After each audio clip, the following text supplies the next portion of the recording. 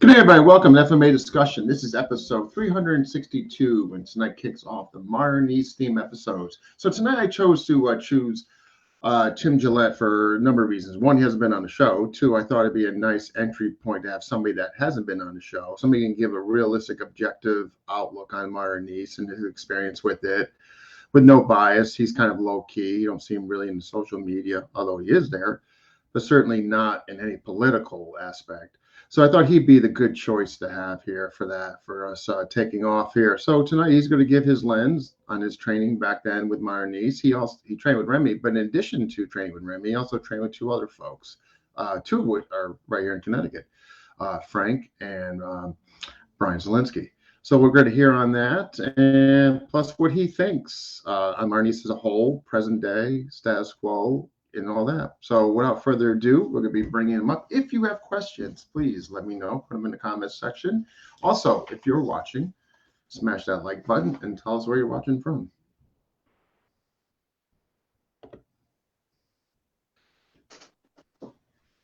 Hey there, how are you? Good evening, sir. Yeah, I appreciate you coming on and doing this, So It's been, I was excited to to be asked. I almost felt like there's a lot of other practitioners in this area and in New England that are my seniors, but I appreciate you picking me for this particular piece. Yeah, no. I think it was well suited. You know what I mean? You haven't been on before, which I was mentioning in the intro. And I think, you're objective. Everybody knows about you. You're going to tell it like it is, how it happened and stuff like that. Yeah. And I just thought, as opposed to bringing somebody who's been on, nothing against the people that have been on before. They've absolutely been wonderful. Two of which are here right now, Chad Bailey and Frank. I just thought like a fresh voice, you know what I mean? That was kind of rationale behind that.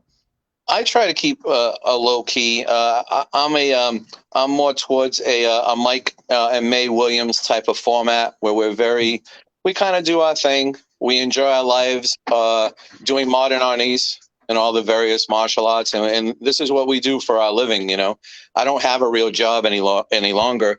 I gave that up a long time ago, so I don't consider this a job. I consider it a lifestyle that I happen to be able to live in a beautiful house with a nice picket fence type of thing. Nice.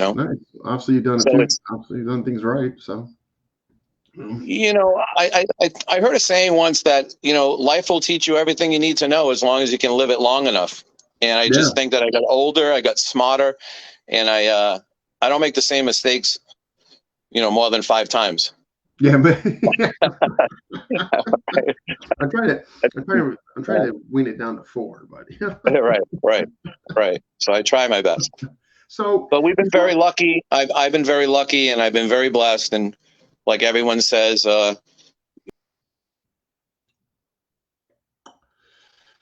was chances are you hit the wrong button. Usually, when guys exit that quickly, I don't think it's anything to do with internet because his signal was coming pretty well. So I'm sure he's going to get back in. Technology. Gotta love it. In the meantime, what we got here? We got Frank, we got Chad, Eric O'Brien, and we got Brother John Amok, and we got, Jam Ron, who we are dying to get on here. So hopefully he's coming back in. I'm just going to send him a quick message. He can use the same link, and hopefully he does. All right, here.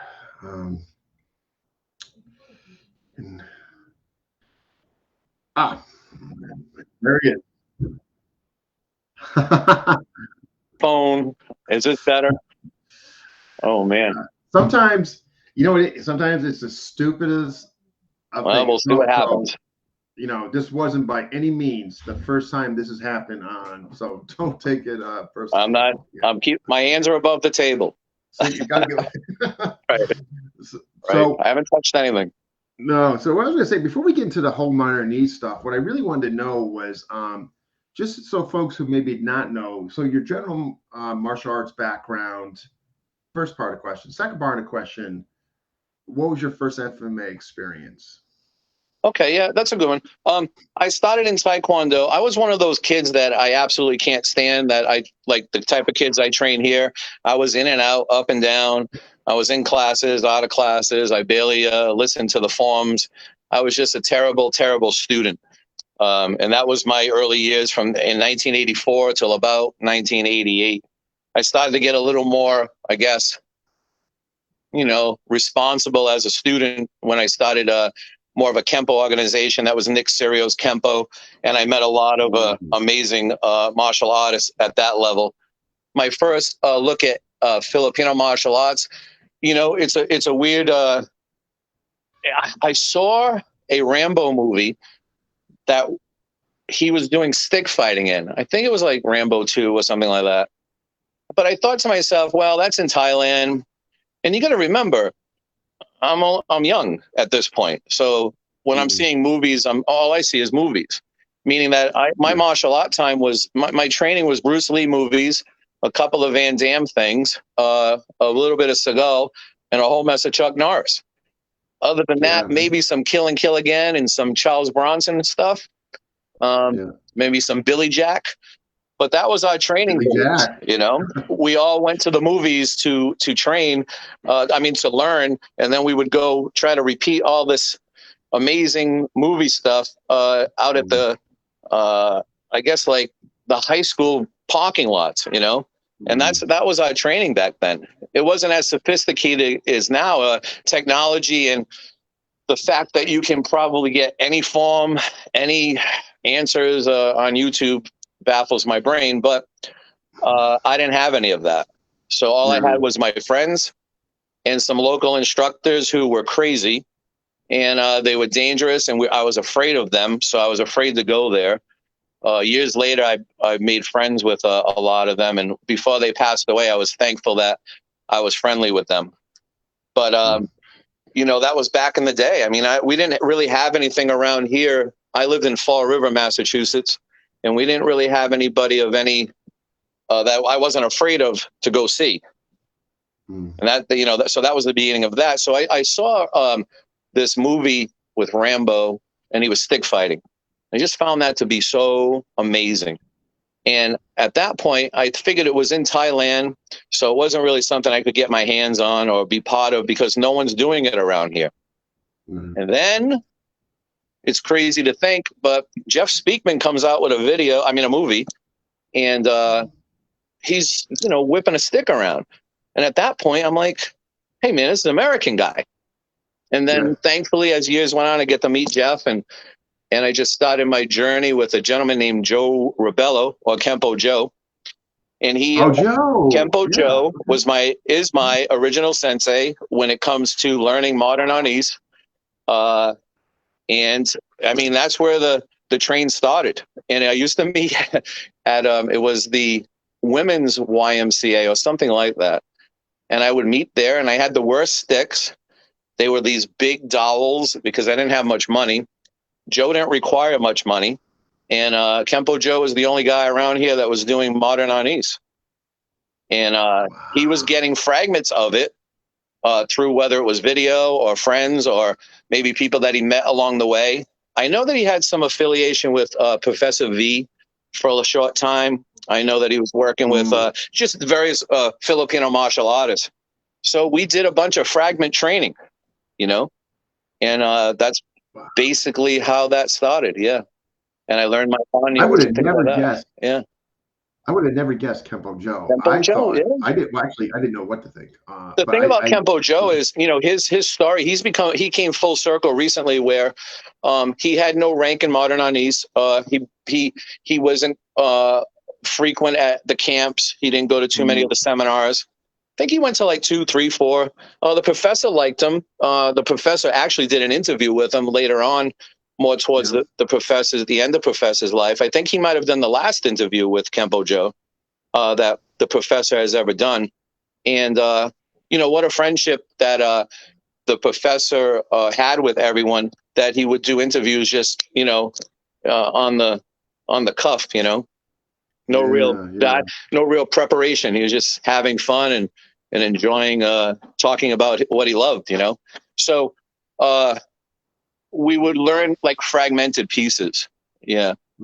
Of things that we got from videos, because the professor had that video series that was out, and I still didn't know what I was doing, but thankfully, Kempo Joe, Master Rebello, he sent me out to we went to a seminar together, myself, Kempo Joe, Ott Lapham, who is the Raven Academy of Self-Defense. He's Raven Kempo. He's known as Sijo, Sijo on social media. And the Sijo around here, I don't know what, I think it's Sijo Lapham. But anyway, we went to a seminar together. And that seminar was Professor Priestis, Michael D. Pasquale Sr., and I think Professor J. I might be wrong on that one, but we did train with Professor J later on as time went on. But that was my first introduction to that. And I was hooked on that moment, that day, that time. And I didn't stop after that. And I was lucky enough to be able to be part of a school, which is a major thing that I want to get a point across. I was part of a school that my sensei allowed me to leave, the sacred dojo and be able to train with other instructors. And if you think that's normal, that's not normal back in 1992. No. Who was that? Nick Serio? Nick Serio would not allow me to go train with anyone else. It was rule number 11. And Professor Serio was not happy with me at all. And there's a whole story to that too, but where I want to talk about modern Arnis, but yeah, Professor Serio was not happy with me. Not happy. Okay. Because back then, though, anyone who was from the Chow organizations and those Kempo organizations, whether it was Fred Villari or Nick Serio, all those programs, they didn't allow you to train with other organizations. So when you did, you were basically a traitor. You were, not loyal, and you were disrespectful. Yeah, and apparently that was me. Yeah, because I fell in love with something else that they could not, I guess, understand at the time. Which was frustrating and painful. I can only imagine. Yeah, painful for how things went with the Serio organization. I love them. I love the guy. He's great. His wife was amazing. They both have passed on, and they were amazing people. But on the political side of things, bad karma for me, because they weren't happy with me. I'm sorry, Professor Serio wasn't happy with me. So, Nancy Serio, we got along very well. And towards the end of her life, we were training together for a short time. Yeah. Well, good. But yeah, that's what happened. But so I wasn't allowed to go. So I was very reluctant to go. I felt like I was cheating on my professor. I felt like I was being disloyal, or not loyal. I was being disrespectful. But that's how it was back then. I know that anyone who's listening, you realize this is 30 years ago. But anyone who's listening, there was no cross training. There was no, you can go to this dojo and that dojo, and you can mix and match. And you made a choice, and you stuck with that choice. And if you didn't, you were disrespectful, and you were a terrible student. Yeah, you're talking early 90s. I mean, right. Yeah. That just you wasn't. Can't cross-train back in the 90s. Yeah, early 90s. In California, I'm saying probably because of the academy, I'm guessing. But out here in the East Coast. Right. Yeah. It wasn't like that. You made a choice. No. You stuck with it. And if you did anything other than that, people got upset. So I was doing it. And I would get in my Jeep and I drive by myself to my second camp, or the first camp. And that was with people like Frank and Brian, Doug Pierre. Doug Pierre? Yeah, Doug Pierre was there. There was guys like Bob Quinn, who has since passed, Dave Hoffman, Lauren Therian, like I said yesterday. Lauren Therian, man, that friggin' guy, that guy could be anything he wants to be, and he is. He's amazing. So I would go to these camps, and I was a new guy, so they just kind of like helped me out. But then there was this one guy, and I'm not sure how many people have ever said his name. I don't know how many other people have ever brought him up, but there was one gentleman He has since passed too, also. His name was Bruce Barnes. Do you know Bruce Barnes' name? I don't know. Ever hear of it? No, that doesn't ring. Maybe some folks that are watching All here right. might know, but Oh, maybe. no. This guy, a gift from God, a gift to me from God. He would allow me to stay at his house. He would allow me to learn material that I had no right learning because I wasn't there yet. He would give me everything he had and was very helpful to me. Yeah. Oh, sounds like a great guy. Yeah, he was great. He had a good community of people around him, and he was located in, I know the seminars were at, or the camps were at Mount Holyoke. So he was somewhere in Deerfield or Titusville or something like that. Yeah. But he would help me. Talk about the camps. The camps were amazing. The quality of people that would come to those camps and just kind of check in a little bit, and then you just see them disappear. I remember, as if it was yesterday, doing Sinawali with Guy Metzger. Guy Metzger was at a camp, and Guy Metzger is, if you don't know, is the, Pancrase champion. He's a famous Japanese shoot fighter, might be MMA fighter. He was with the Shamrock organization for a very long time, and he's just like, one of the top guys on the food chain when it came to MMA fighting and things like that. So the point that I make is that, you show up at a camp. I don't know what camp it was, but and there's Guy Metzger, and I'm sure it was him. I'm going to have to. I'm friends with him on Facebook. I'm going to ask him if that was him. I'm almost positive it was him. Positive, but you never know. The camps, you show up, you get these hotel rooms. They're 900 degrees at night. The AC doesn't work. It was run by Richard Roy. Me and Richard Roy, we weren't buddies. We didn't dislike each other, but we weren't buddies. But another great guy who was really pushing the modern Arnis vibe up at Mount Holyoke, Deerfield, Greenfield, up in that area of Massachusetts. That's 2.5, 3 hours from here. But I would drive it. So I would stay with Bruce Barnes, and we would learn all the Anyos. We would learn all your stick farms, basically in his basement. And he would let me live there. I mean, how nice of a guy. Just behind him, and I shouldn't say behind him, I'm going to say equal to him, was a gentleman named Ernie LaBerge.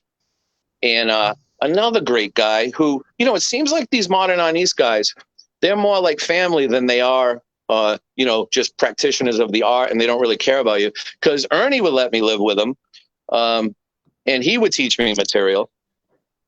That way I could move up quicker in my belts and ranks, And his name was Ernie LaBerge. He owned a school called Kicks and Sticks. It was somewhere in, I think, East something, whatever's up there. Yeah, he was another amazing guy. I don't know what happened to him. There was an Ed Charbonneau guy. He was a cool guy. He was doing modern Arnis for a while. Yeah. And then the thing about Ernie LaBerge is he was the first person to bring the Dog Brothers here. He was the first person to bring the Dog Brothers here for a seminar. I participated and competed in the first Dog Brothers seminar that Ernie had. Yeah. With that was only taught that weekend by obviously Mark Denny. I think it was just Mark was by himself. Yeah. So me and Mark. How long ago was this? A long time ago. I'm gonna say 93, 94. Okay. Wow. Mark Denny was on the East Coast for the first time, probably in 94. He did it twice because I competed in both. Yeah, so he did it twice with Ernie LaBerge. Yep, Mark Denny was here representing the Dog Brothers. Yeah, and when you get the certificates, they stamp it saying you did it. So I got my stamp certificate somewhere around here that I cherish. I don't let them out of my office. No, you shouldn't. Yeah. Definitely not. But the modern Arnis community was also open to other styles. We had Dan Anderson that would come down and do some really good sparring material. We would have Michael D. Pasquale Sr., Professor J. Joe Lewis, amazing. Another guy, man. When you call me about this, I realize how lucky I've been. Like, she's, I got to meet all these people and be part of things. I used to go. So back to the part about staying with people. I used to stay with Frank. I would stay with Frank in where is he? He's in Connecticut. Frank in Connecticut. Yeah. I would stay with him, and he would teach me things. I consider Frank my senior. I consider Brian my senior. And I go to them for all my modern Arnis needs, and I make sure that I communicate with them before I make any moves on certain things. I listen to what they say, and they've talked me off the off the political edge of it. So they say stay out of it. So I stay out of it. I'm smart, but there's a lot of politics in Filipino martial arts. I don't get involved in that shit.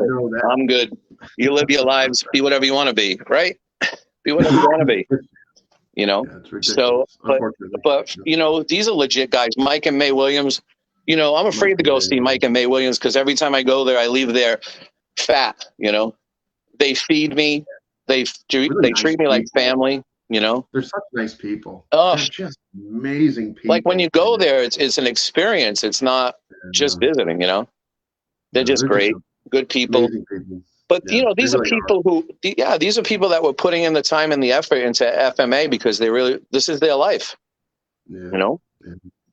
Dave Hoffman, like I said, more down south.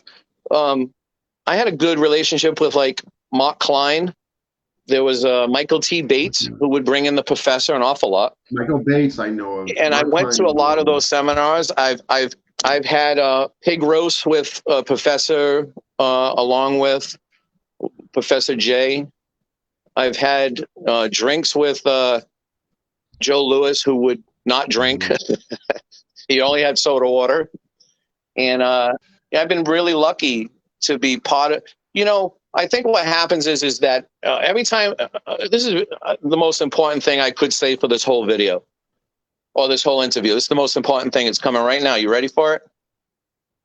All right. Sometimes people will come into your life that they're the only ones. And you're never going to see them again. You're never going to see the likes of that person again. Yeah. And those are those guys. Yeah. Legit. We've all had a few that have touched our lives like that. Yeah, and you gotta appreciate it because it's gone quick, Yeah. A rare breed too. So about those camps, you walk in there, the professor makes you feel like you're the only one in the building. Meanwhile, there's 300 of you. He'll introduce you. He'll introduce you as something important. And he always made everyone feel like you were the most important thing that mattered to him. I screwed up once. We all know that he didn't speak very good English. So he said to me, Tim, how many students you have? And, I could do it. I could try to mimic him, but I would be bad at it. Ask Frank. Frank's good at it. Anyway, he said, how many students you have? And I said, like 5, 7. He goes, you have 5 or 7 modern Arnis students? I'm like, yeah. So he goes and tells everyone that I have 57 modern Arnis students. I just didn't have it in me that day to say, no, Professor, no. Like, he had already said it. All these people looking at me like, whoa, this guy has 57 modern Arnis students. I mean, like, killing me, man. That's funny. And I didn't correct him. Yeah. I was just like, all right, 57, good enough. Yeah. Close enough. Just go with it. Yeah. Close enough.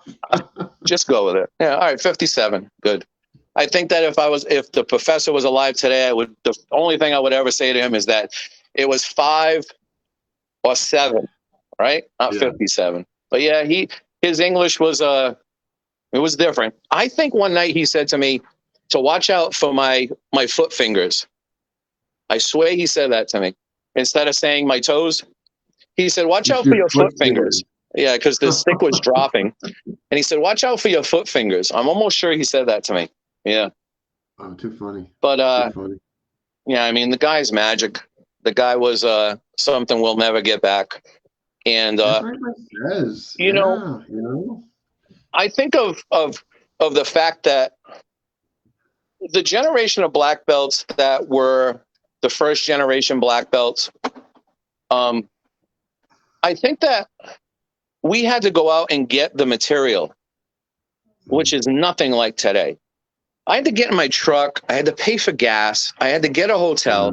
I had to eat, all that stuff. I didn't have a lot of money then, but I had to drive there. So, I would never trade in the feeling of like what it smelled like to be there, meaning those sticks burning or like, I don't know, be in my Jeep and like running out of gas and like barely have any money and just sitting in the grass with them after the seminars.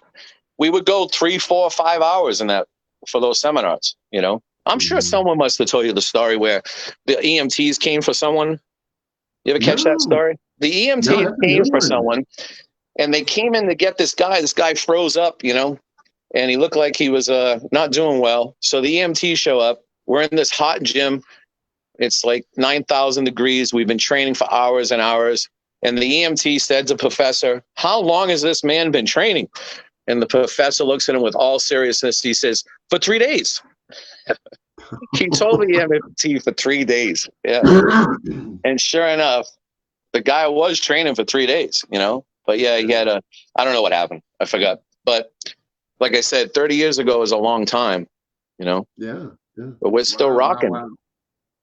Yeah. It was an amazing time. It was something like you don't get this now. It was real. It was something you can't explain in words. I mean, for the lack of words, it was camaraderie. It was friendships. It was a tribe of people who cared enough to help each other, be part of something special. Modern Arnis isn't a giant system, but it is something that we appreciate every aspect of it and wanted to learn more and more. And then we gave our word that we would perpetuate this art, and we said that to a man that believed us. So here we are. We're still doing it. And the majority of, are we going to make a lot of money off this? No. Is it going to be our legacy? Maybe, you don't know. But I think that everyone should just be pushing on and doing what it is that we agreed that we would be doing when we told professor, our teacher, our friend, that this is what we would be doing for him. Keep it going. Yeah. Yeah, no, for sure. Well, so, besides him and all that, like, what captivated you about the system? Was it the organization? Was it the structure of it? I mean, like, what made you want to go deeper and further? There was something, I think that he gave us, that vortex, that thing that we could go to and then branch off and then realize that this is a larger world than what we thought. Again, I'm talking to you about a kid that's me from 1988, 92s. So the world was different then. There wasn't all this technology. There wasn't the ability to just get, unless you bought something from Panther Production, or unless your friend might have known someone who knew someone who might have known someone. But around here for Filipino martial arts, zero. Maybe Professor V was in Rhode Island, and he put out some really good practitioners who thankfully are still alive nowadays. And Professor V was amazing, but he was around here. Other than that, no real Filipino martial arts. There was Kempo sticks, meaning American Kempo had some stick forms that they were using. I do remember that J.C. Caballero was here for a short time in Plymouth, and he was doing some work. The Serrata system was kind of in the area, but I can't remember any other system, because in order to be a student of Guru Dan Inosanto, you needed money. And it was tough for me to get all the way out to see Kevin Seaman. Kevin Seaman was the only person at that time that was bringing out Guru Dan. And I got to go out to a couple, but it was just too far and too much money, and I just couldn't get there. I don't mean the seminars were that much money. They were probably like $100, $125, something like that. But for me to get out there was tough, and I really regret that, because I enjoyed every moment that I had with Kevin and the Dan Inosanto system, which I love doing, and I still do the majority of the fragments that I know till this day, I loved it. But my home and my loyalty was to perpetuating modern Arnis and making sure that, Remy Priest, Professor Priest is not dead. Well, we just can't go to his seminars and we can't call him, but he's very much alive out here. Yeah. So that's a good way to put it. He's very much alive at Frank's school. He's very much alive at Brian's school. He's alive at Kevin's school. He's alive out in, I'm sure Mark Klein's still doing some material. There was Larry Rocha. You get Larry Rocha at all?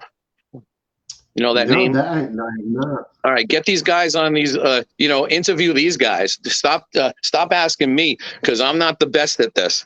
Call Larry Rocha. Larry will tell you some amazing things. Dan Anderson was his right hand man. I never heard of. Later on, I heard of Jeff Delaney and people like that, and that girl, something. She was very good. I knew some German girls that would come to the seminars. I forgot their names. They were very good, but these people put in time and effort and were very good at the art. I just want to make sure that I am representing it the right way. So I stay in contact with Brian and Frank. I also stay in contact with Kempo Joe. The thing about Kempo Joe is that he was not a black belt at the time. And that so when I would go to the seminars, I was going independent. So when I was taking my black belt test and taking the lower ranking test, when I went for my advanced instructor certificate, I don't know what that was even for.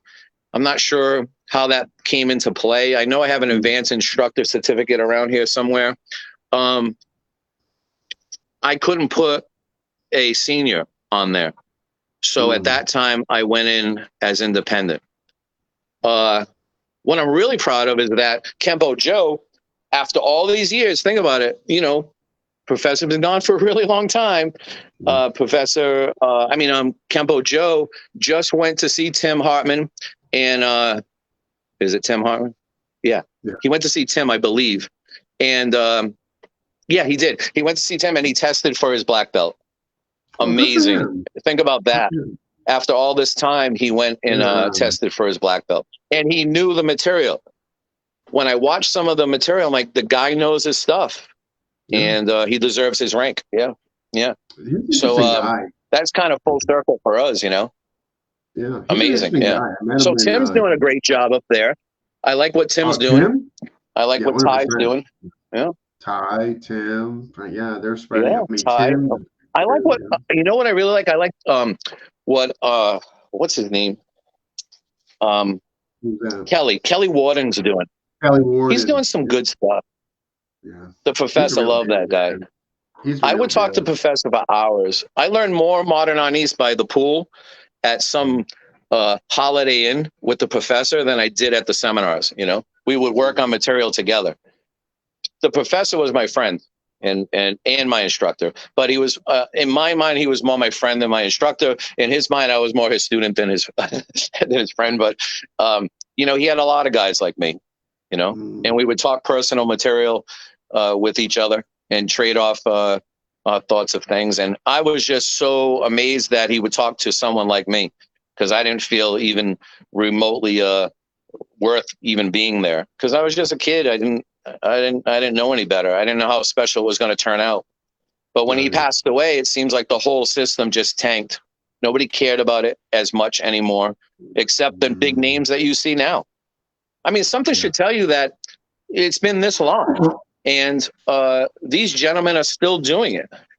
There's still someone, throwing a stick around in the name of Remy Priestis, Professor Priestis. So what does that tell you?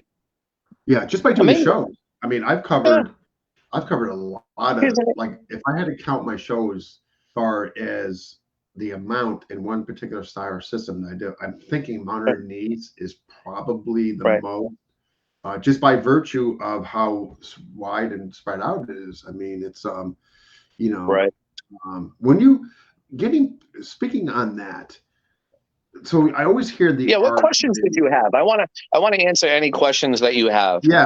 So the art within the art is that something where you take his stuff, whether it's Tertia or whatever, and you incorporate it in your existing curriculum or whatever? How would you explain that?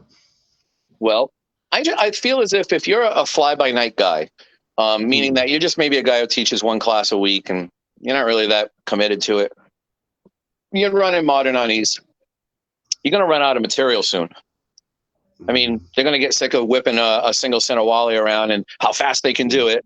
They're going to get tired of just the simple old, tappy drills. So you're going to have to entice them with doing the work and learning things that will go along with your modern unis.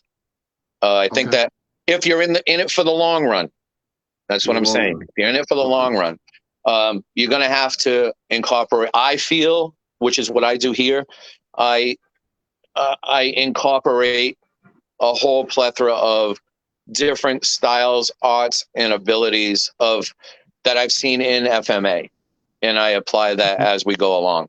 And that was things that I learned later on, whether I was making the connections myself or I was learning it through more of the Dog Brother styles of learning how to, because at that time the Dog Brothers were using the Machado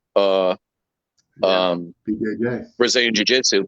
So we were kind of making that correlation where we're using modern unis and then we're making it to the ground, and now we're on the ground and now we have some material from the Machado people.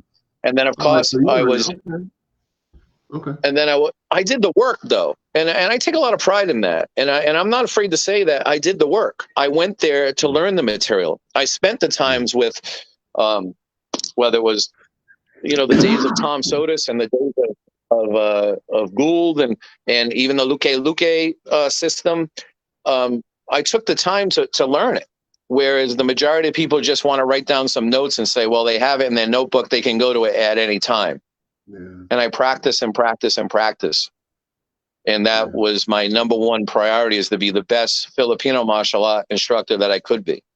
The best. And I didn't expect too much for myself, but thankfully, I don't have a real job, and this is what I do. And I, for good or bad, I do the best that I can for the people who are around me.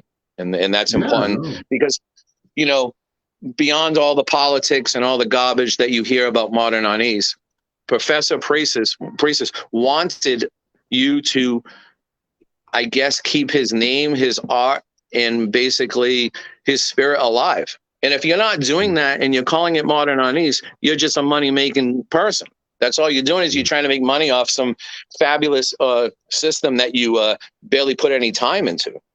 Right. That's the way I see it. So I probably have. Yep. Yeah. So what you're saying is, so you made a conscious effort to bring other stuff in there. Like you said, you're going to eventually run out of material.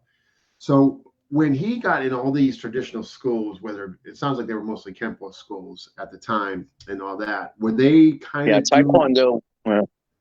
Were they doing the same, or were they basically incorporating it in their Kempo curriculum? I think that they were keeping it separate at one time. Okay. I don't think that they were blending. There was no such thing as mixed martial arts like that.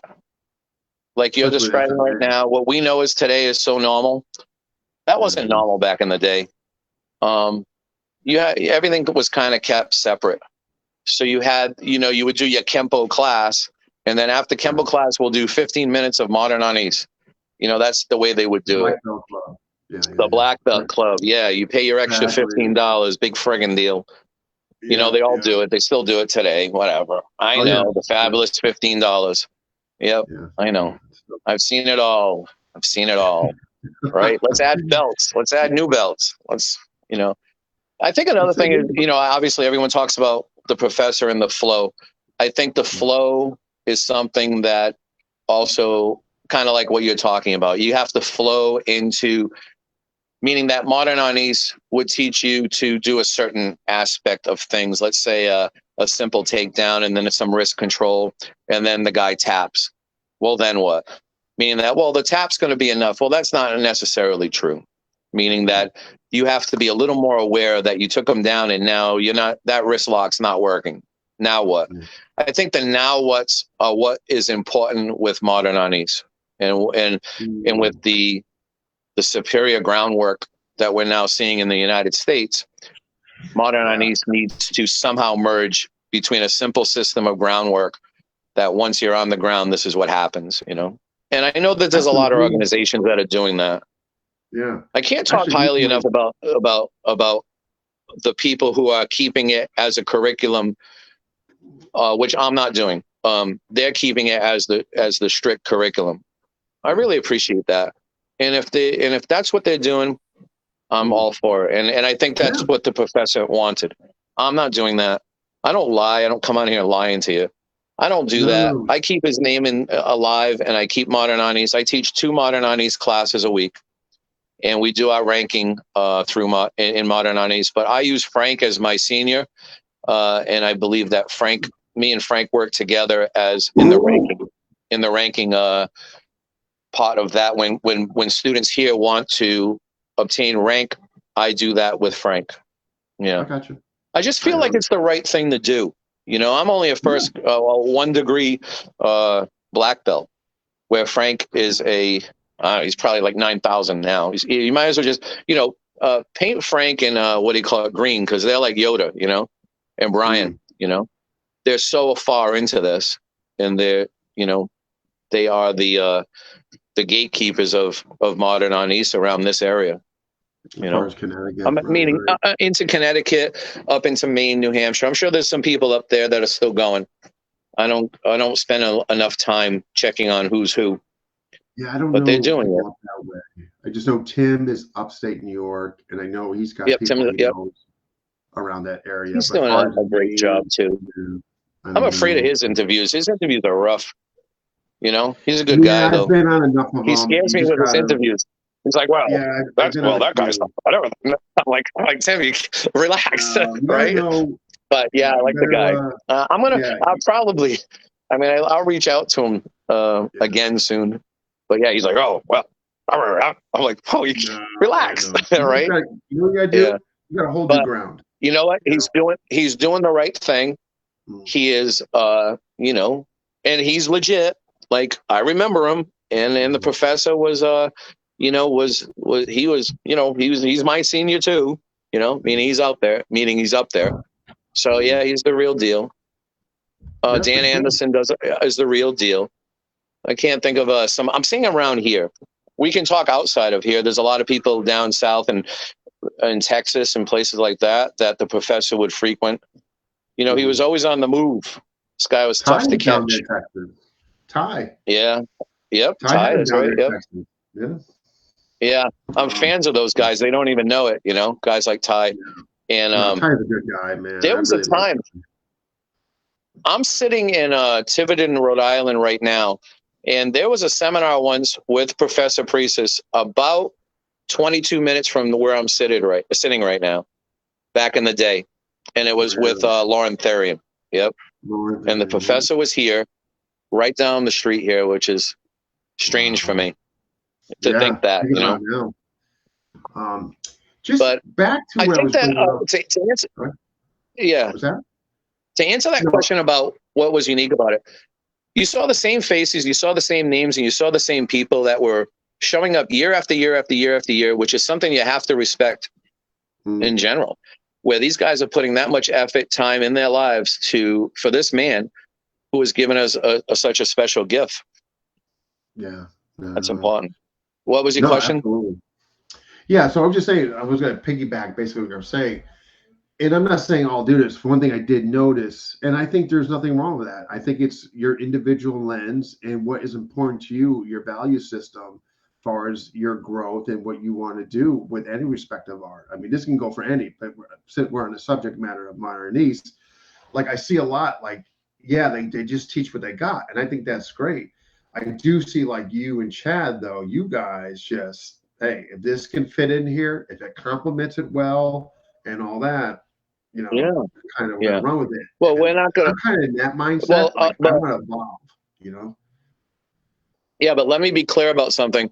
When we test in Modern Arnis with Frank, because Frank's always in on my test, or now it will be also with Kempo Joe. When we test just modern Arnis material.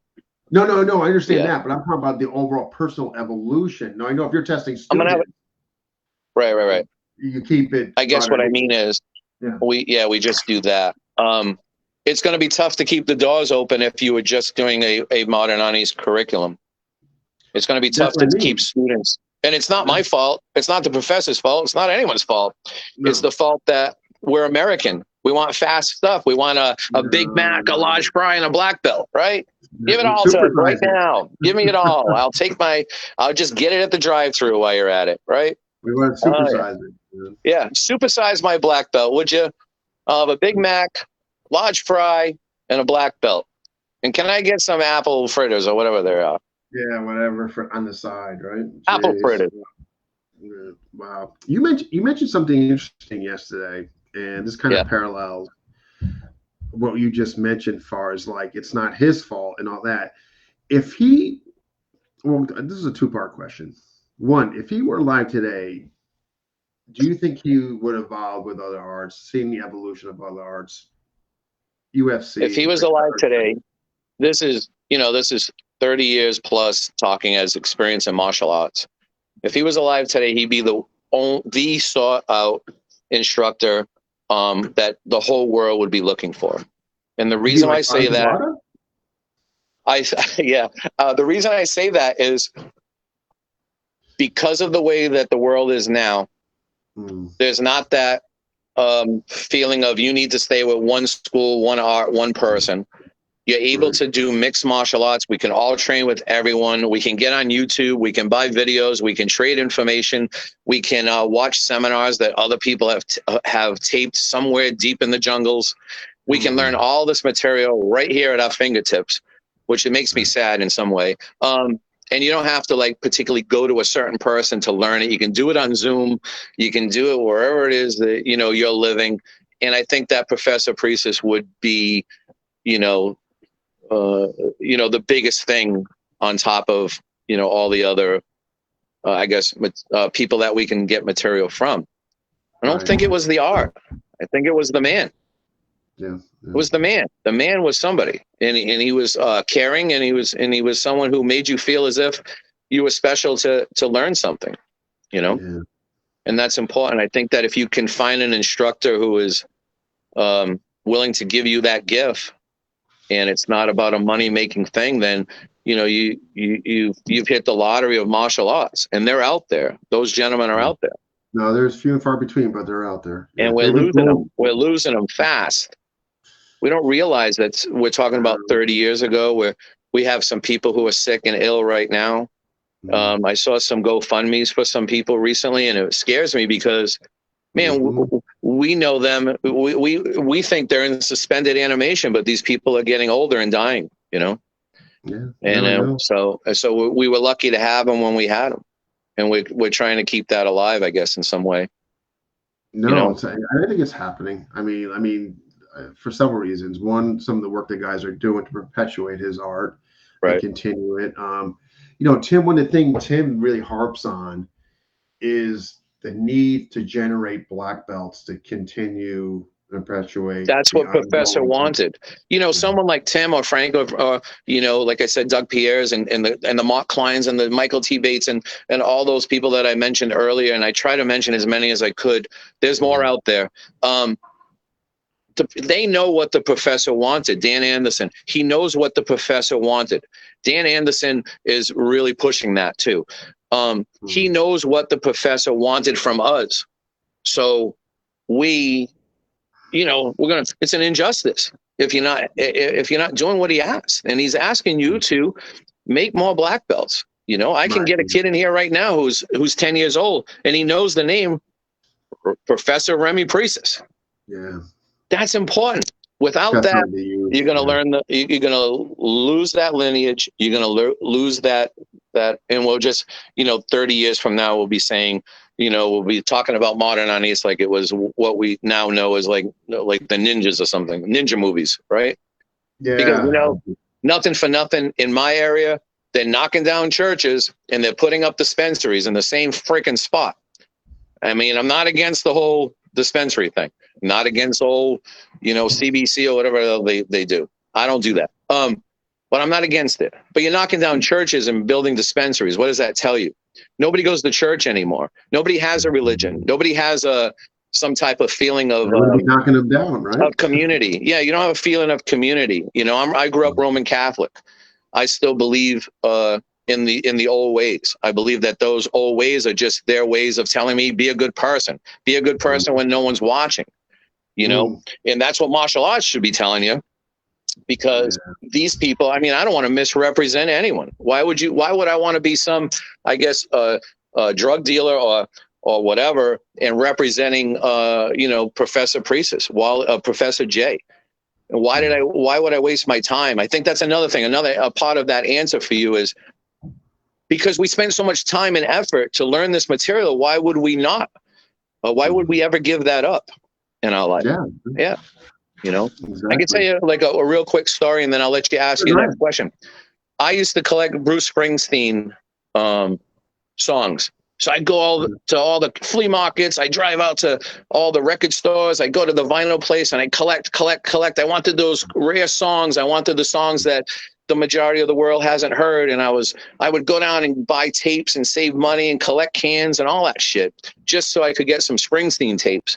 Well, back in like 2018, he released all those tapes, all those freaking songs for free. Well, not for free, but on CD. And at first I was angry, but then I was like, what about the experience? So now you can put modern Arnis on all these beautiful tapes and these beautiful introductions, and you could even light it on fire while you're at it, right? But it ain't going to change what that feeling is to go out and spend the time to acquire information for yourself. You can't buy it on a tape. You can't buy it on YouTube. That has to stop, and that's what kids are doing now. Yeah. They're running these videotapes or they're buying videos, and you'll never take away from me what it took for me to go down in those basements and get the DAT tapes of Bruce Springsteen's DAT tapes. And you'll never change the fact that I ran out of gas going to a Professor Priestus seminar once, and I asked the lady for $30, and she gave me $30. I don't know who that lady was, but if she's listening, call my school. I'll give it back to you. Right. But you get what I mean. There was a sacrifice. There was something you were sacrificing your weekend and your money to learn because you believed in it. Yeah. And if you don't have that in your martial art and you're just showing up to class because mom doesn't want to babysit you, or dad's sick of you, or maybe dad don't live at home anymore, or mom's whatever, and she just wants to get rid of you for 2-3 hours, that's not the way you want to learn martial arts. It shouldn't be a punishment. And a lot of these kids nowadays, this new generation, they're all going to shit, all of them. It's not to change the subject, but it's overall just ethics, morale. It's actually very sad. Yeah. When you really think about it, it's actually right. And that's why these martial arts schools are not what they're coming in. They smell terrible. A lot of them, they have terrible hygiene. A lot of them are, from broken homes. And they find refuge here, which I love that, because I feel as if that's my responsibility to give them a place to go that's safe, and they're not being treated or mistreated in some way. And then on the flip side of that, there's not many organizations that are doing that. They're showing up with their smelly gym bag, they're putting on equipment that smells like they pissed in their gloves, and they're fighting with each other. And I go to those camps. I go to those schools. I see that. It's great. Awesome. It's just a whole other world. It's a whole other world. This mixed martial arts stuff. It's amazing. Don't get me wrong. And these guys are real good athletes. But at the end of the day, man, there's no real there's no real religion in it. There's no real respect. There's no real religion anymore. Much to your point about the churches. Yeah. Yeah. I'm telling you, this is the way it's going. And this is the way it's going around here. I can only speak for around here. This whole modern Arnis conversation is only about, the New England area and the people that I met during that time, So you mentioned this before. what do you think happened to it when he died? Like by virtue of the interviews and by virtue of the interviews only, this is the only way. I'm just hearing different folks speak on this. I've heard that different things. It got fragmented. There were new associations formed. Other people were giving rank that shouldn't have been given rank. And I can't test of who's right or wrong. I mean, I wasn't there at the Right. time. But just what do you, in your perception, what do you think? I think I'll repeat the same thing I said a little while ago. Sometimes something comes your way and it's never coming again. When he passed away, we all lost our friend. We all lost our instructor. We lost the leader, the man at the front line, the man who, would be there for us and laugh and joke and sometimes cry with us. Professor Priestley wasn't always a happy man. And the people who know him, know that he was frustrated with a lot of things that were going on in modern Arnis at the time. But, we lost that. We lost, the icon. And because of that, we kind of lost we all got kind of deflated for a little while. I stayed on it. I know that, like I said, Mike Williams and people like that stayed on it. I know that Frank stayed with it. I know Brian stayed with it. I know that Doug Pierre was still doing something with it. There was like Lee Larley. He was in Connecticut. Lee, I know he was doing it. A lot of people stayed with it. I think they stayed with it because of the way we feel now about it, which is time has passed. We don't want to give it up. We said that this is what we would do. So this is why we're doing it. And we're not backing down. There'll never be a day that I'm open or alive that we're not teaching modern Arnis here at my academy, period. It'll never be dead. And like I said earlier, Professor Priestley is not dead. We just can't see him right now. But, say what you want. There's some nights I see him here. I see him in these kids sometimes. They're like, whoa, what the heck? Because the kids try so hard. Right. Yeah. Much. And let's pick off that. Like the kids, so important to get that youth. And, this theme has come on at, a couple different shows that it's been brought up and all that. And I just think it's so important. If we don't get this youth involved, whether it's modern needs, I think there are other arts that are more in danger than modern needs personally, just by virtue of doing these interviews. But if we don't get the youth going, I think some of these arts in 2 decades could fall off the wayside. Definitely. Yeah. And I think that, I just don't think that there would be much interest in it because of the way this generation's headed. That's my point. Like, it's just, I mean, how many, they don't want to put in that time and effort. That's not what this is about. A lot of it is about just being able to, I guess, do the sport, whether it's kickboxing, boxing, or MMA. They don't have that in them. But there are kids that do, and there are kids that come here and there. And I've seen at other schools that are interested in the old ways. I have students that come up to me. I had a pretty girl come up to me the other day. She's 14. She just won a belt from here. And I said something to her to the effect like, we have to be a little more cautious about whatever. And she said, well, Sensei, that's the old ways, she says. We don't live like that anymore. And I was just shocked that she really said it, and it's true. She already said it. She knew it. Yes. Yes. And then, but, also on the same aspect, if you're going to kind of look at both sides of it, some of these martial arts places, they're like friggin' hobbits and Jedis now. Yeah. Like they're not like Filipino martial arts. These guys are dressed in, they're all talking about Jedi stuff, right? It's all this type of stuff. But they're all like doing these things, and it's just like, hey man, like, martial arts is supposed to be, I guess, a little more maybe user friendly. I don't know, a little more maybe effective, But I do see some schools like doing some things, and it's like, well, whatever. I encourage people to do whatever you want to do. Like, no, it makes you happy. Yeah. I mean, remember back in the day, you were either a ninja or you were maybe a Kempo guy, Taekwondo guy. That's all we really had. Shotokan. Everyone was high on ninja movies. Like around here, that's all we had. Taekwondo, Shotokan. and we had some Kempo. It was the same here, pretty much. It was the same here.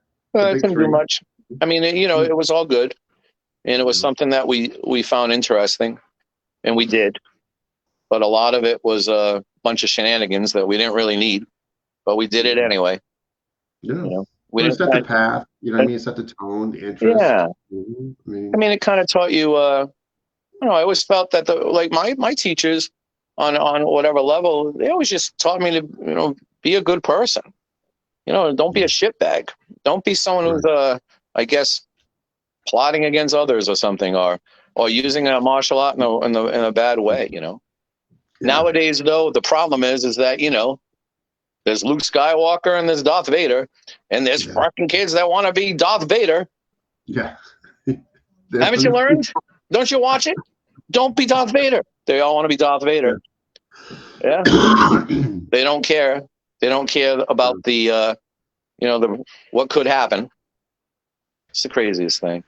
It is. It's sad. It really is. Not to digress in a different direction, but like you said, like I think there's a few that will appreciate the old ways. They will do it. They'll put the time. They'll put the work. They'll put the effort. I mean, but it's a whole new world. I mean, just recently, I know some people that have family members that passed away, and they just they just threw them in the ground. Like, what about the funeral? Like, what about the wake? What about closure? What about the feeling of going and saying goodbye to a friend? Yeah. They just cremated them, sent them away. It's the craziest thing. I still, to this day, try to, honor a bunch of people. It isn't only Professor Priestess. We have a time when we take time for Keith Allen and his teachings to me and his Jeet Kune Do and just how special he was here. I also spend time taking the time to remember people's birthdays, where we take a time for a moment of silence. We take that time, whether it's family members, people we've trained with, people we had to let go, meaning in life. And we take the time to honor all that. That's why I keep up. When we bow at night, we bow to me, we bow to my instructors, we bow to obviously each other, but we also bow to the elders. I have an elders wall here. And I would show it to you, but I have fights coming up this weekend, and I had to take that wall down because I don't want a crowd of people being next to my wall. So I take down just the photos. I'll put them back up, and I'll take a picture and send it over to you. But we bow to our elders, the people that meant something to us. I have a lot of veterans on there that I know. I know a lot of different martial art people that I felt as if helped me in some way, even if it just was someone who helped me say, well, he's still doing it, so maybe I can, because it ain't always beautiful around here. And there's times where, when I first started, I used to cash in cans to stay open, that's just the way it was. But you had to know that, if you're not a martial art instructor who has a strong undercurrent, you will fail in this game, because there's every day someone's breaking up with you. Every day someone is in some way letting you down. You have to have a strong undercurrent inside yourself to say, okay, I'm going to keep going. I remember doing a seminar here. No one came, and the phone rang, and it was Tim Tackett. And Tackett goes, hey, Tim, how you doing? And I'm like, you wouldn't believe it. I'm doing a seminar, and like Tim Tackett's on my telephone. And that isn't there's some type of something happening here, where there's failure right here on my map, but Tim Tackett's on my phone? Come on. That's exactly right. Yeah, right. You're teaching, or you're doing that like the Scorpion self-defense thing, and I'm doing a seminar, no one comes. I'm like sitting here like an idiot. Who calls? Tom Sodas, Poe, right? He'll send me some crazy thing on Messenger. And I'm like, man, you called at the best time. I'm really friggin' let down right now, Yeah.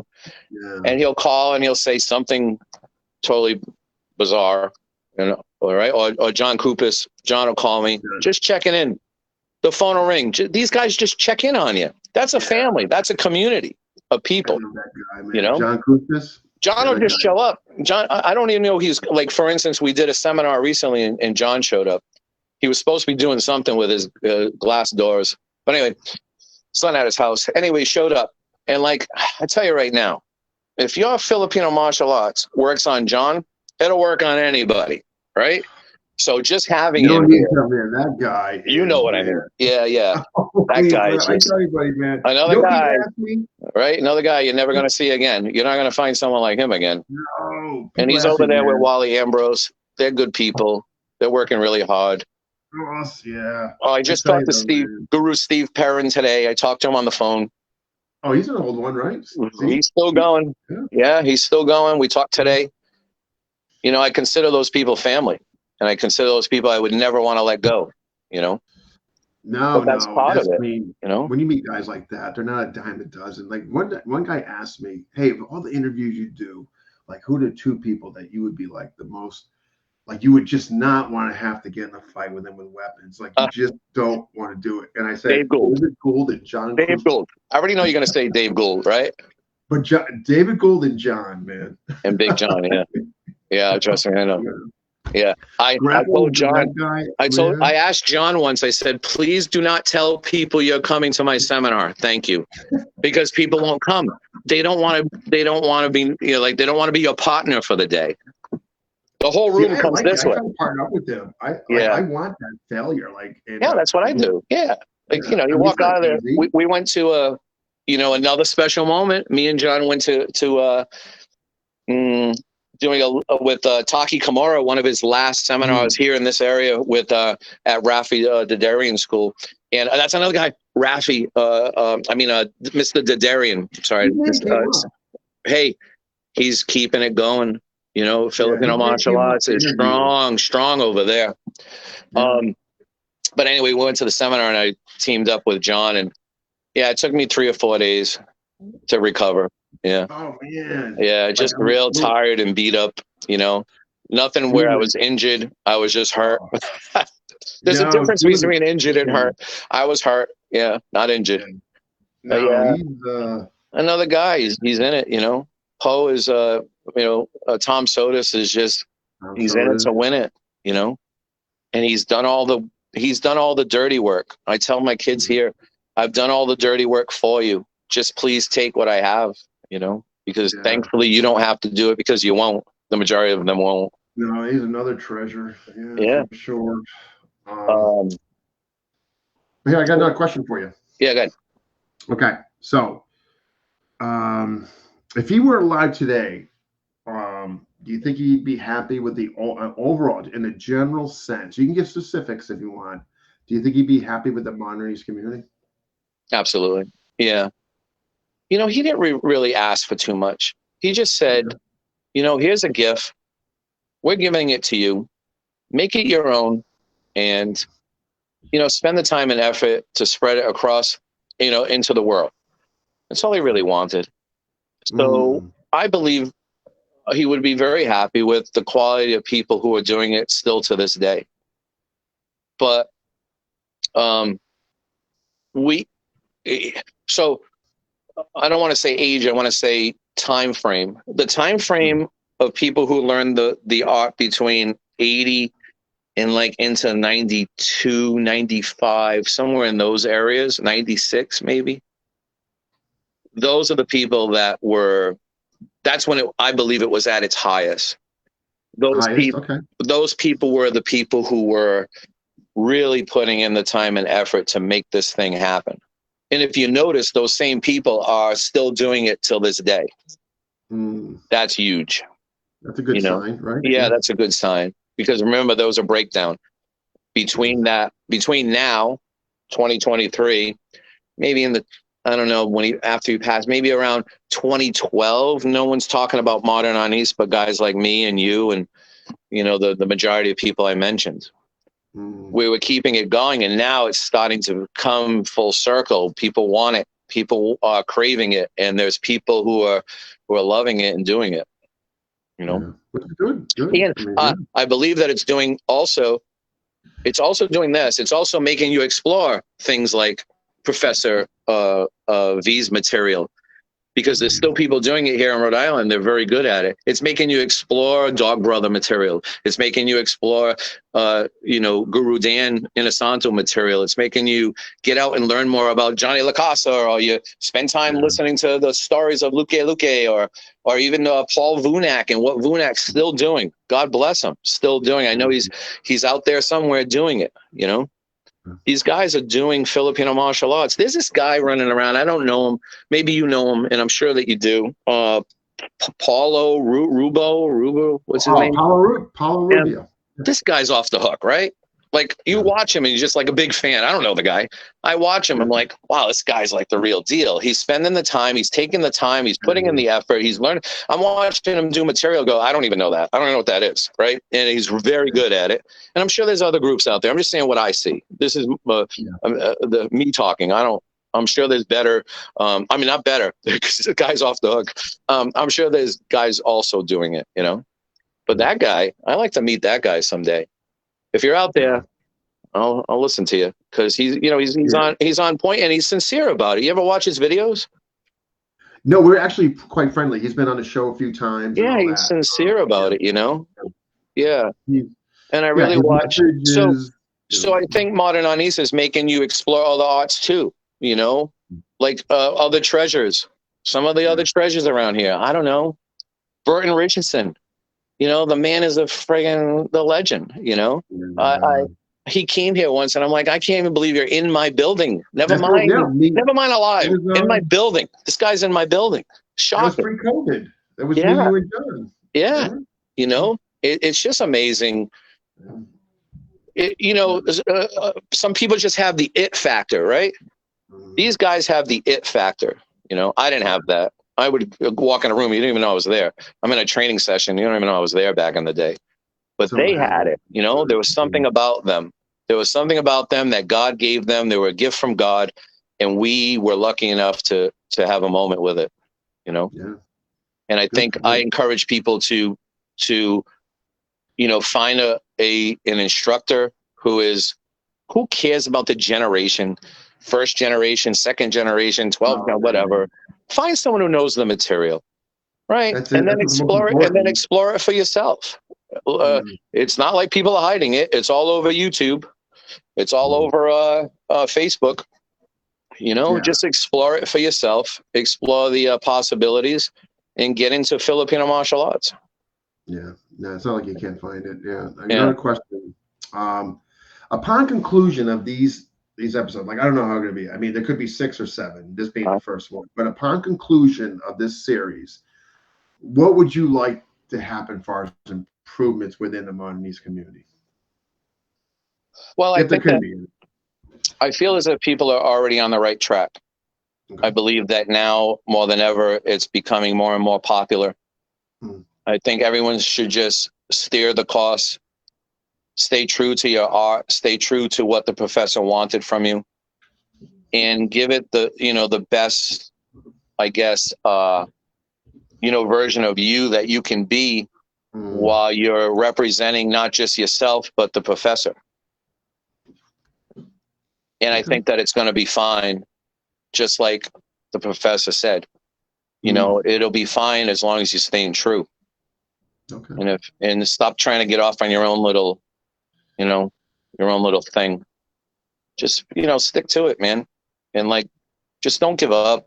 Everyone's giving up because of money, or maybe that's, they're having trouble financially because maybe it's not selling right now. But if you really love it, they'll love it too. And if you look at it like the professor looked at it, or have that spirit like the professor had, then you can convince anybody that this stuff is amazing and something you absolutely need in your life. Right. You can't look at it as stick fighting. It was a community. It was a ritual. The stick fighting part for us, I believe, was a ritual, something we did. It could have been anything. We could be doing jumping jacks together, but it was the community of people that made it special, and it was a leader who made you realize that it was special. I think he would have been a great salesman. Because he made you realize how special it was. Good answer. And he's, like I said, he's alive here every day. You might think I'm crazy, but I'm telling you right now, there's times I see him. Here's another I see question him. for you. Yep. Would you like to see more folks getting together and doing camps or seminars? I think it would. I mean, like Brian's doing a terrific job. Frank's doing a Yeah. terrific job. I know Tim's doing stuff all over the place now. Tim Hartman. I know Ty's doing something. I would support, any seminar that, even here in Rhode Island. Yeah, I would love that. And I love to be part of it. I've been pretty quiet about it lately because of the politics. I just stayed away from it. I think out of fear, Plus, I also felt like I really didn't have the voice. I wasn't that important. I was important. He was important to me, and the system was important to me. I wasn't, I wasn't the icons that are now doing it today. Yeah. And I just keep going, which is, you can't stop me, right? Yeah. Right. Someone, there's no karate police. You can't come here and lock me up because I'm doing something, right? So I guess that, there's no karate police coming here. Have a CPR certification and a defibrillator on the wall over there, and you can do whatever you want, right? You can rock and roll all day. No one's going to stop you. Try to be a hairstylist, right? Try to be a hairstylist. Guess what happened? It has to happen. You got to go to hairstylist school. That takes too much commitment. You got to be part of the board will come in and shut you down if you're a bad hairstylist. Try being a massage therapist. Got to go to school, right? Too much commitment. You won't do that. Try tattoo artist, right? You gotta someone's gonna come in, make sure this place is clean, and you gotta tattoo something, right? There's no karate police coming in here. We could fight with hammers tomorrow, right? Yeah. We're not hammer fighting everybody. We do whatever we want. It's an open forum. Yeah. So whatever, So we're going off subject, Dean. We're going off subject, right? It's all right. It's all right. It all ties in. So, but anyone can do what they want nowadays. There's no certifications. No one's checking black belts anymore. There's a guy down the street, probably, not really down the street. He's probably 20 minutes from here. He spent probably 4 minutes in the cage fighting, MMA fighting. He spent 4 minutes pro. He probably spent maybe 11 to 12 minutes amateur. So the guy's got about that much time in the cage. Yeah. He's teaching classes. He's got a whole school going up, not school, but he's got classes going up there. Guy spent 11 minutes amateur and 4 minutes pro in the cage. No black belt. Well, nothing. Yeah. How about these other guys? These other guys have black belts in, I don't know, Kempo maybe, or Taekwondo. They're teaching Krav Maga. Yeah. What's going on here? What's going on here? What's going on here? Where's the, and they don't have black belts. They have something else. I don't know what they have, A lot of by telling you, a lot of these organizations are enabling it. There's a major seminar around here coming up. Joe Fishbach's doing it out of his school somewhere in this area. I suggest everybody goes to that. There's a lot of FMA material going on there, and I'll send that to you. I don't know all the information, but I'm going to go, but I have fights that day, but I might go. Or I'll just support it in some way. Joe Fishbach, I think it's from, I'll send it to you, but he had some good Filipino martial art material going on there. I suggest people go. Yeah. Yeah. I'm not familiar. Okay. He's making he's bringing in really good people. I'll have to get more information on it. I wish I could tell you. Yeah. Yeah, definitely. I know Petronelli's on there. I know Dave Lindsay's on there. Petronelli, I've heard of. Yeah. PTK, right? I'm not sure. I forget who's on there, but I remember looking at it saying I absolutely have to go. Yeah. Okay. But yeah, you should go to, anyone around here should go to that.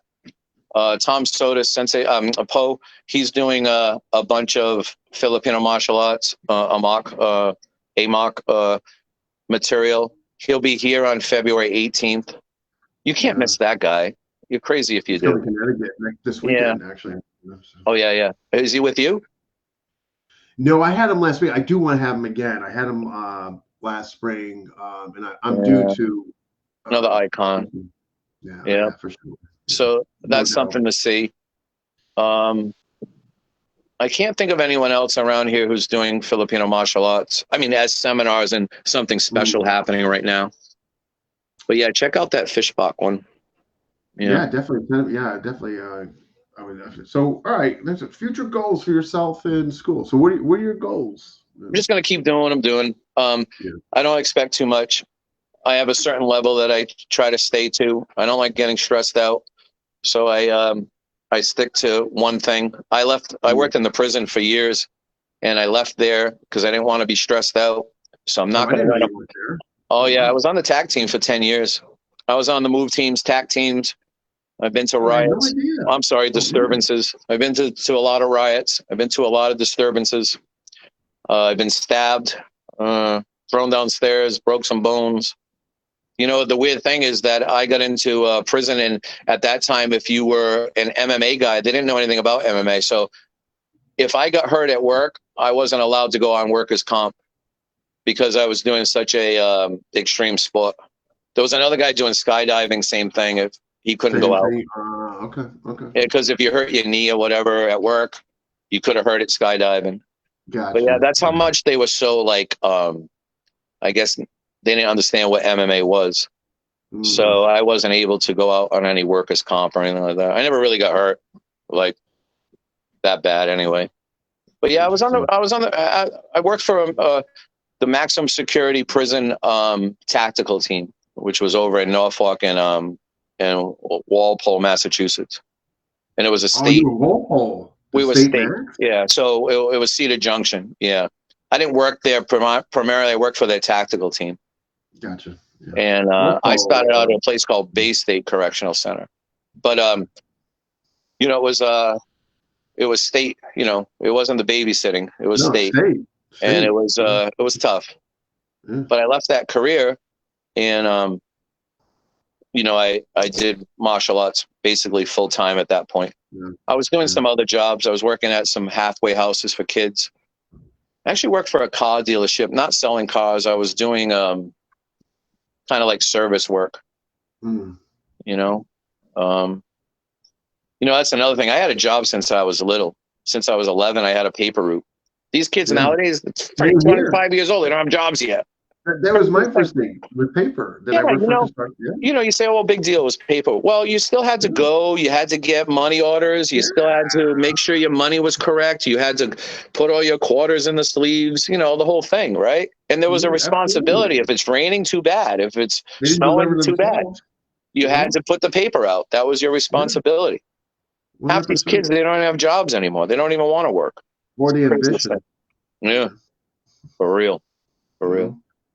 But How about yeah, school? What's the goal for school? what's that? What's the goal for the school? Oh, I'm going to keep pushing the Scorpion sweatshirt. Yeah. Um, I know you've seen it. I'm going to keep pushing that as an apparatus of self-defense. Mhm. We were in contact with a lot of military with the United States. That's all kind of falling through. We had a big lead, but in order for that lead to make it to the next level, you had to pay somewhere around like $25,000 to have the government look at it. Oh, So shit. I didn't have $25,000. So we're back here in Tiverton, Rhode Island, and we're going to start doing seminars again. And we're going to start being able to teach martial arts again using an apparatus like the Scorpion self-defense garment. You So should I'll be come back on pushing and that. just do an episode showcasing that. Yeah, I could demonstrate that for a while. Yeah, I don't think I Good. haven't. Give me 1 second. Sure. Nope. This- I don't have anybody here to do a demonstration with. Seriously, let me know what works for you. I got this month, but seriously, in February, I can bring it back on. You can Yep. just demo the crap out of it. Yeah. Okay, yeah. Yeah. All right, perfect. Yeah, that'll Yeah. be great. I got a bunch of stuff to show, and hopefully people would be interested in maybe doing some Yeah, seminars we'll now. get you. I'm freed We'll up get to you do seminars. I'm not under any I'm not prevented from doing any seminars with it now.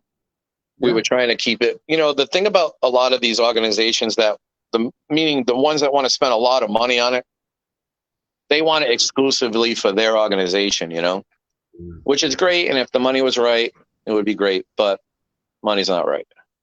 Yeah. And I patent that thing knowing that I was onto something special, Absolutely. No, we're definitely gonna let's cover that for sure. I can bring it back on. Somehow I stumbled on this thing, and now that's what we do. this is what's keeping the school open also. And we get to do all these fantastic things because we're making money off a simple sweatshirt that can help you in self-defense. People who are weaker, it gives you a little bit of strength and the capability of doing something that you probably couldn't get away with, empty hand. Yeah. Yeah. So that's pretty much where we're at. There's nothing really exciting here, man. This is all we're doing. We're doing martial arts. We're living I get up when I want, go to bed when I want. Thank God I can still eat what I want. A couple of beers here and there and everyone's happy. And I have good friends. I have good family, and I have absolutely no complaints. I love you. I love what you're doing. I love everything about your program. I watch it all the time, and you're another icon and a gift to our community, No, I appreciate it. Yeah, and you know it too. You are. One of the things that's happening is I'm taking FMA discussion on the road. So what's happening is I'm getting in certain geographic areas, and I'm going to elicit instructors in that area, FMA. So let's say, for instance, 1 day for instructors, right? Nice. So we're starting in Carolinas. I'm doing one in Miami with Chad. But if you ever want to do one in Rhode Island, it could be me, you, we'll get Big John, whoever. Yeah, of course. Rafi, yeah. Whoever. Why not? Yeah. I'm up for anything. Yeah, I just love it. Yeah. Yeah, I'm open to whatever. Yeah. Perfect. That'll be nice. When are you going to start that? It's starting. The first one's going to kick off June 10th in Carolina with Alex, Bobby Tabata, Dan Medina. And then after that, every 2 months, I want to just keep plugging away. So if you guys have an interest in that and you're school or whatever, let's do it. Of course, yeah. Yeah, I'll write it down. I'm totally up for that. I'm up for anything that you're doing. That'll be great. Yeah, let's do that. We'll just other than that, there's nothing really that exciting happening around here. No, we're going to bring it back out in February. Scorpion. Okay, yeah, that'll be fun. No. Yeah. Hey, for that event though, I don't know. Maybe we'll have to tell people John's not coming. I don't know. Oh, the one up at Joe Fishbach's place. Yeah, I'm not sure if John's going to that. It's in his neighborhood. Like he could probably walk there from his house. But we could get for instance, the one let's just say for instance. Like August, I'm just throwing this out there. Like I go to Rhode Island, let's say me, you, John, maybe Rafi. 4 of us just each see something. John's empty hand crap, man, is pretty off the chain. You know what I mean? Amongst other stuff, we could do that. We could do that. Yeah, I'm sure there'll be some people interested in that too. Yeah, let's do that. Hour each. Let's just say like a 1 day thing, hour each. You show up Arnis. John Kuzma shows whatever he wants to do from the 4 themes, whatever. Yes, he's really good at that. Yeah. Yeah. Rafi, Anasanal blend. I'll do KI or whatever. Yeah, that'll be perfect. I think that your number one priority, I'm not telling you what to do, I'm asking you to do it, is to try to find Mr. Gould and get him to do a seminar for us. That would be great because I will pay double. Again in March and April, and I'm going to plead my case for him to come back up. I will pay double, right? Yeah. I will pay double.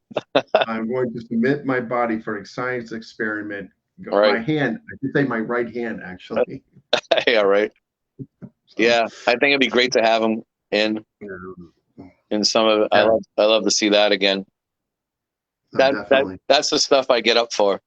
That's the stuff I drive. I'll drive forever to find. I'm still that guy. I'm going out finding it. Yeah, I love to chase it. Chase it. Well, you know how I feel about him. I mean, that guy.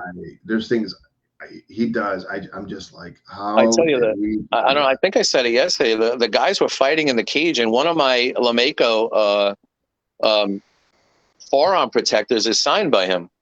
Yeah. I don't remember when that happened. That might have happened at the seminar you had him in when he was. What color is it? What's that? What color is it?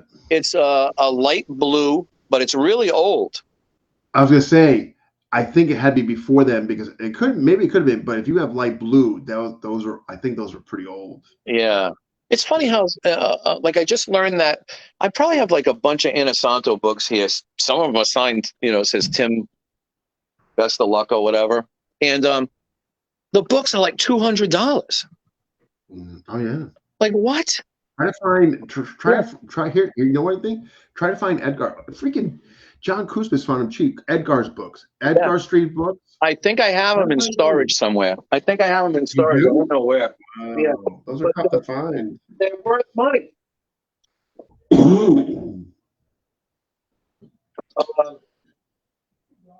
These. Can you see these? These? Let me see. These books? Yeah. This way. This one. That's right. That's the original copy, right? Yeah. Guess what? That book, Dan's books I got like 7 of them. They're $200 a piece. I'm going on eBay. What's going on here? But yeah, I have them. Oh, I got another one. It's crazy. You got 7 of them? I have 7 of these. Yeah. Do me a favor. If you ever want to sell one, let me know. I'll buy it. Oh, I will. You got your $200? Yeah. Can you believe $200? Dude, I'll send you one. Right. Forget it. I don't even need $200. Just pay the shipping. You can have them. Oh my God! Well, that's very kind of you. What do I care? This book. Everybody wants this book. All of a sudden. Whatever. This one. Is this a Wiley book? That's the Wiley first edition. Yeah, people want it. Some guy offered me some money for it the other day. It's interesting book. He just came out the second edition. This one? Edition. Yeah. I don't know. People want this one. That's early Tuttle Wiley. Yeah. Yeah. Someone tried to pay me for that one too. I'm not giving them up. Yeah. Oh no, hang on to those. Those are the first editions. Yeah. Yeah. People like this stuff too. This old stuff. There's not a lot of information in this stuff. Hang on to that. But people want them. I just had a couple months ago. I have so many different ones of these. This is Marinas, right? Yeah, I had Spencer G. You don't happen to know the guy who's in this book with him, do you? Because I trained with that guy. If you show me the picture. You know how the pictures are. It looks like someone drew him with a bad marker. I don't know. I would have to turn so whoever that guy is, I trained with him. Actually, he came to a Dog Brother fight, and I fought with one of his friends. His friend's name was John Jacobo, I think. Jacobo? Could have been Rob Mulligan. Oh, that sounds familiar. He's got a bearded guy, curly hair. Not sure, but basically back in the day, Rob Mulligan was one of his early guys in Long Island, and then of course that sounds familiar. Yeah, that sounds familiar. Yeah. Because he came up from the Long Island area. That was when I bet it was Rob Mulligan. Yeah. Roberto Torres was around this area too, and I think Roberto Torres lived in the PSYOP crew. Yeah. Yeah, those guys are off the hook. Like Roberto had a seminar here in Rhode Island once. He brought a bunch of C-Lot guys, and another you knew that while you're standing there that this is never going to happen again, so you might as well enjoy it. And back then, I didn't have a camera, so I didn't have a lot of good. It's not like nowadays where you can, videotape everything and take pictures. I have 126 film somewhere of I think it was 126 film, and I had a flash cube. Yeah, whoever this guy is, I don't know if you can see that guy. This guy. Does that look like him? I don't know. Could be. Let me see. You know what? If you said Robert, that sounds familiar. Find out. I can send it to Spencer G. He would know. Oh, those guys, Penadata, or whatever it was they were doing. I think it was that. Yeah, those guys were sold to it, man. They were going for it back then. But yeah, that book's worth something. It's the craziest thing. You wonder, you think that this stuff is, when you're a kid, you're like, yeah, I'll grab that book. Probably cost me about $350, $450. Now you look at all the Paladin press stuff is worth so much money on eBay and stuff, Because they're not reproducing them. I know. Right. The craziest thing. Yeah. It's funny how the world goes. And nowadays people don't even buy books. They're lazy. They listen to the audio. Yeah. That was Dennis Tierney. Spencer G. He's right here. It's Dennis Tierney. Now, Dennis Tierney. That's the guy's name? Of Roberto Torres. Huh. But also, there's Dennis also trained with Amante, too, of Marinas. So, Amante, yeah. Yeah, he was a student of Roberto Torres, Dennis Tierney. Now, Dennis Tierney also lived in Long Island. Still does. Okay, yeah. I'm thinking. Yeah. I remember them coming up here, and something happened in New York where a plane crashed, and whoever was with Roberto I'm not sure, Sifu Sensei Guru. I'm not sure what he was. Well, how we refer to him. So that's not being disrespectful. I just don't know. But whoever was ever with Mr. Torres, a lot of them were first responders to that plane crash in the water. So they were coming back like fresh, from that situation to that seminar that time. I remember that. Yeah. Now he's another guy that you gotta, if you can get some time with him, he's another guy worth spending time with, or even talking to, if you can get him an interview. Yeah. Yeah. Like no, I said, I used to know when I was with the Seahawks. Yeah. Sama. They were always really scary guys. So, and it was tough to get to them. They were more New Jersey, down in New Jersey, somewhere in that area. New York, New Jersey. Yeah. So they were scary. They had like templates that I couldn't figure out. 3 of 9, 4 of 12. Yeah. I lost. It's too much. Too much. Those guys are up the food chain on that sort of stuff, Yeah. Guess who they consulted with before they went public with their system, though? Who? Tom. Oh, I believe it. Yeah. And then, Ray Dinaldo. Yeah. I had some communication with him for a little bit. I really like him. How can you not like him? Right? We had him on. Yeah, I know. How can you not like him? So, is there anyone that you would want on the show that you absolutely have to have other than Dave?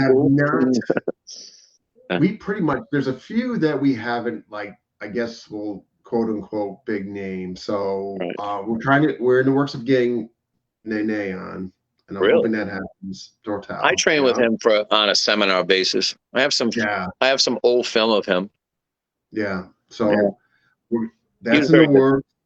The one that was disappointing, and I'll say it publicly, I will, and I don't care what backlash comes at me. Why would you care? Say what you got to say. What was disappointing is Peachy will not come on. Well, I mean, there's various reasons why people get a little, I guess, a little bit whatever about this. I'm not a big fan of it, but I knew it was you, and I trust you, and I knew that I had some fun stuff to talk about, Yeah, definitely. Yeah. Plus, we're going to bring you back out with the Scorpion. Yeah. So that's who you want. Is there any seminar you'd like to see happen, like around here, that you could make it to? I can try to make that happen also. I would like to maybe I know somebody. Something with you and John and, let's say, Rafi, for instance. That would be nice. Yeah. Rhode Island guys. Like, already it's in that area. Draw from that area. You know what I mean? There's that guy, Richard Petronelli. Is that how you say his name? I think that's how you say it. He's a bikini guy affiliated with Apollo Ladra, I believe. Yeah, those are the guys that are doing something over at Joe Fishbach School. I would suggest it. Yeah. I mean, I suggest it to people. I'm going to go. But he's around here somewhere. He's the real deal. I don't know much about his background. I just know that he was with Professor V for a while. Yeah. And there's a couple people that come here, and they speak highly of him. And what I've ever known about him, he's been very good. So I might even consider maybe having him out here. Who knows? Yeah. We got to support each other.